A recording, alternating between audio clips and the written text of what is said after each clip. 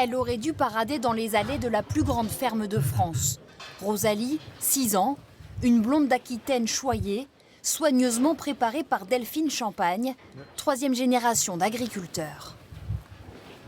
J'aurais espéré qu'il y a cette année, puisque c'est le seul concours qu'elle n'ait pas fait encore.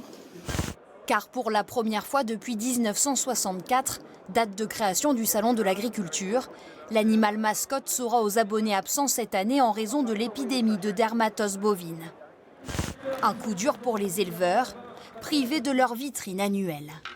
Premier prix en 24, premier prix en 89, premier prix en 91. On a pas mal de trophées. J'espère qu'il y en aura encore. Adeptes des concours, Delphine et son père ne verront pas leur travail récompensé. Réparer des bêtes et puis pas aller à Paris, c'est quand même coûteux. Après, on rencontre nos amis qu'on n'a pas vus, ça fait 6 mois. On passe 3 ou 4 jours ensemble là-bas à faire un peu la fête. Bon. Et puis se raconter ce qui s'est passé, ça va nous manquer.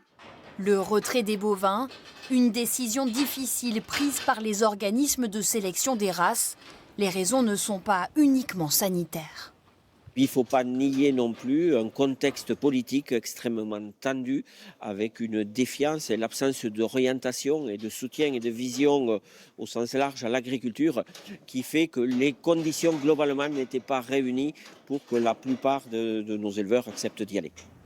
Des échanges sont en cours pour permettre la venue symbolique de bovins, une présence limitée de l'emblème du Salon de l'agriculture.